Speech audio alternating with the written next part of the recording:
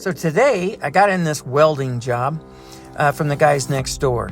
It's a big manifold for an air supply for a deal, but it's got a lot of small fittings on it that are going to have to be welded up. And when you weld something, if you start on one side and tack it, usually it'll pull it one direction or another. These things need to be straight, and I need a tool that I can keep pressure on these things but yet have two hands while I'm welding.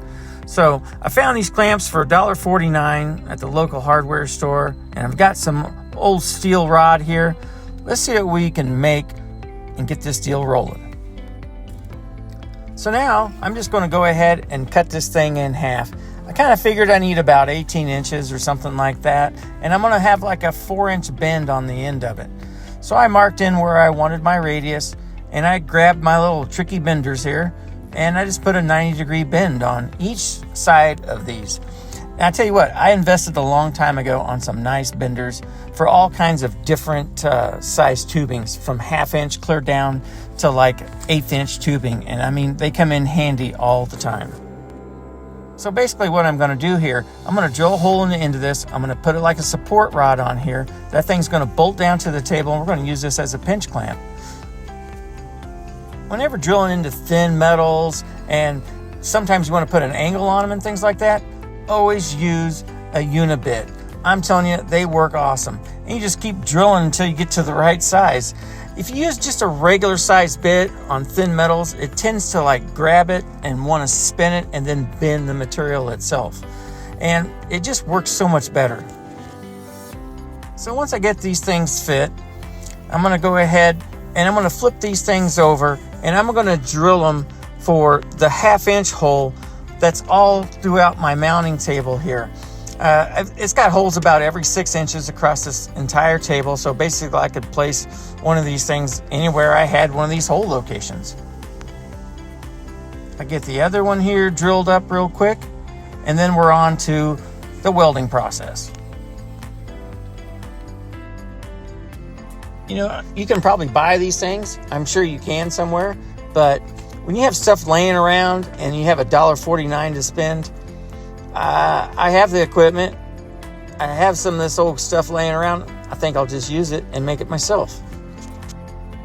So I went ahead, and these clamps kind of have some kind of like galvanized on them or whatever. So I went ahead and put them on my, it's like a Scotch-Brite wheel, but it's a belt.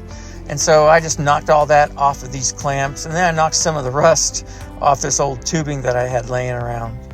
And then we'll get these things all mocked up, and we'll start this little welding process. So most of the stuff like this now, I have thin material that I'm welding to. The actual tubing is pretty thick, so for me, it's all about TIG welding. I can control that heat where I need to put it, and it just seems to work out that way. If not, you're going to be blowing holes through things. It's going to look like crap. You know, I see it all the time on videos on TikTok and some of the other social media forums. People always using a wire welder, and they got some big old nasty weld on there, and it just looks like crap, and I just don't dig it. Now, being as these clamps, they're pretty thin material. I mean, think about it. It's $1.49 at Lowe's. So you know that it's not the thickest thing in the world, but man, it's got a damn good spring in it. So what I'm going to do here is I'm just going to put a little reinforcement over one end. So I had some of this this flat tubing laying around. So I went ahead and put a 1/2 inch hole on each side. Then I'm going to take it over and knock the burrs off of it real quick. I'm just figuring that, you know, as much as I'm going to be yarding up on these things, that it might bend that clamp as thin as it is. And this is just going to, you know, help it align it, keep it straight. Plus, it's just going to just overall reinforce that whole bottom section of it when you're pulling up on it. So I kind of just made a guesstimate here and used the old Himshaw to get this thing cut off. So I made a couple of these, and then I'm going to attach them to that bottom portion of that clamp, just like this. I'm going to have a through bolt with a washer on top. And then, of course, I've got all these holes. Well, all the holes aren't perfect on my table, but most of them are.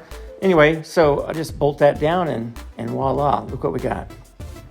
And thing is, too, is that it'll be able to pivot, you know, off of this bolt. So it's actually a little bit better than what I thought it was going to be. I mean, this was just an idea, you know, sitting on the toilet thinking about what I'm going to use, and it's got a lot of spring action. So I'm pretty excited to use it. Here, I'm going to mock up here in just a second. I'm going to show you, you know, what it's actually going to do on the part that I'm going to be working on.